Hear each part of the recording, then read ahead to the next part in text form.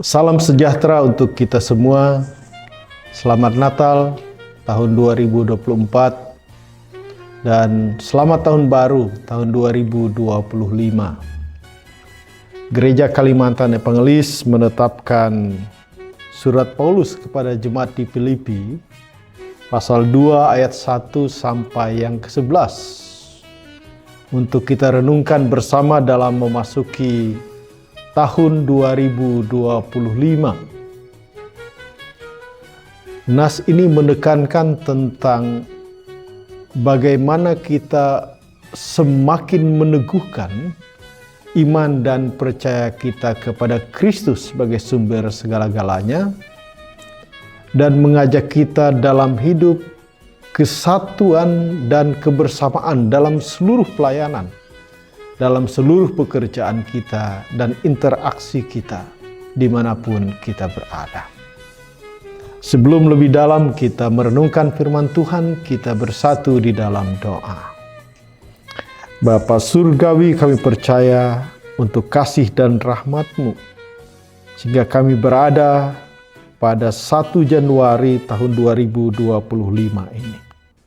Kasih cinta Tuhan sungguh kami rasakan, membawakan sukacita dan kebahagiaan dalam seluruh hidup kami.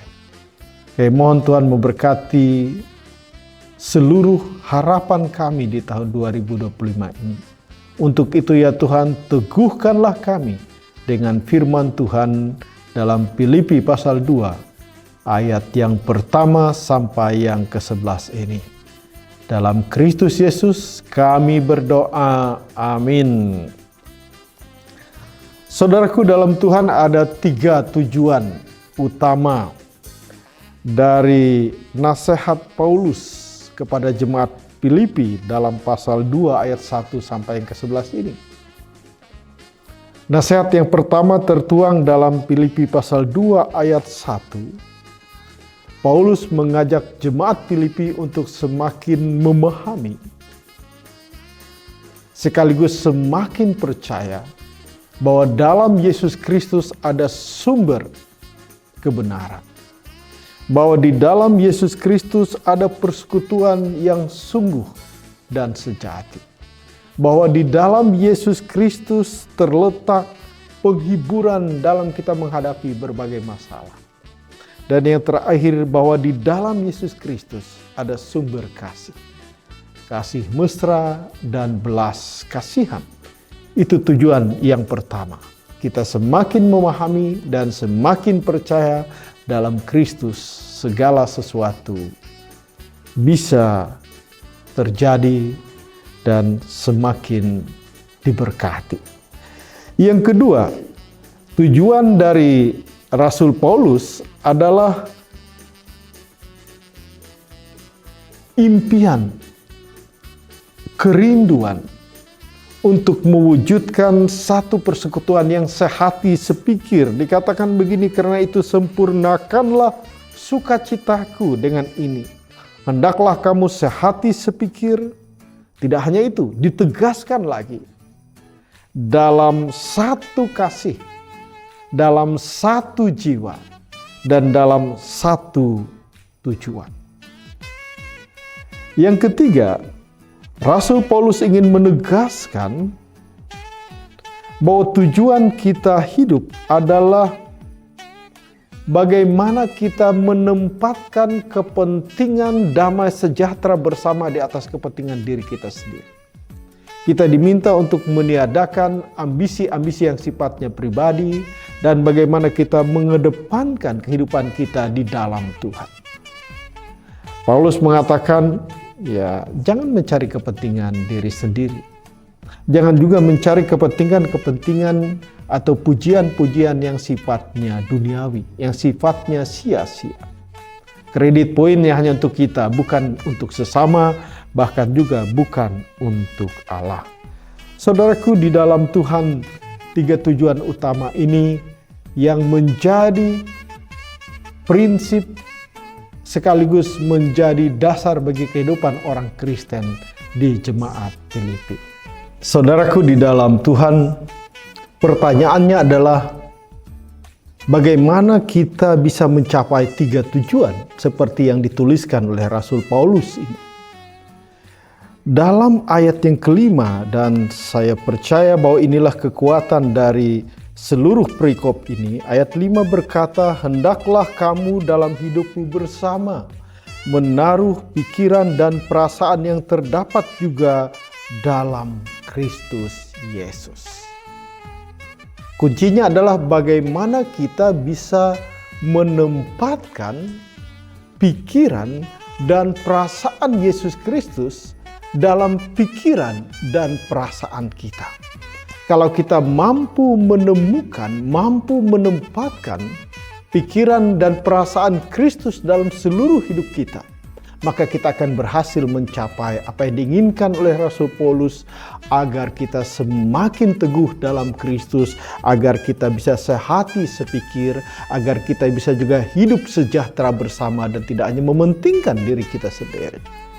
Saudaraku dalam Tuhan, dari ayat yang ke-6 sampai ayat yang ke-8, Rasul Paulus menggunakan kata yang sangat sinonim untuk melukiskan apa itu pikiran dan perasaan Kristus. Saudaraku, Rasul Paulus menggunakan kata merendahkan hati. Kemudian dia menggunakan kata mengosongkan diri. Kata yang sejajar dengan itu, dia menggunakan kata menjadi hamba, menjadi manusiawi. Dan yang terakhir digunakan sama seperti Kristus, kita mau mengorbankan diri. Artinya apa saudaraku? Ternyata dalam teks ini yang ingin ditekankan oleh Rasul Paulus bahwa pikiran dan perasaan Kristus itu adalah tentang kerendahan hati. Tapi dalam konsep ketaatan kita kepada Allah sepenuhnya dan sesungguhnya. Bagaimana kita bisa membuktikan bahwa kita adalah orang yang rendah hati? Kita orang yang mau mengosongkan diri, yang mau mengorbankan kepentingan kita untuk kepentingan bersama demi sehati sepikir tersebut. Dalam ayat yang ke-9 sampai ayat yang ke-11 ditegaskan ada output atau ada dampak dari perasaan dan pikiran Kristus ada dalam diri kita. Yang pertama dikatakan bahwa ayat 9, Allah sangat meninggikan Yesus Kristus dan mengaruniakan nama di atas segala nama. Yang kedua ditekankan bahwa bertekuk lutut segala yang ada di langit, di bumi, bahkan di bawah bumi. Apapun kekuasaan, apapun kekuatan, semuanya akan bertekuk lutut. Yang ketiga dikatakan dalam ayat yang terakhir, ayat yang ke-11, mengaku segala lidah bahwa Yesus Kristus adalah Tuhan. Dan ini yang penting pada kata yang terakhir ini, pada frasa yang terakhir ini adalah bagi kemuliaan Allah. Mengaku segala lidah dan semuanya bagi kemuliaan Allah. Bukan untuk diri kita, tapi untuk kemuliaan Allah. Saudaraku dalam Tuhan, sangat jelas bahwa nas ini ingin mengatakan tempatkan perasaan dan pikiran Kristus tentang kerendahan hati dalam konsep ketaatan itu dalam seluruh hidup kita.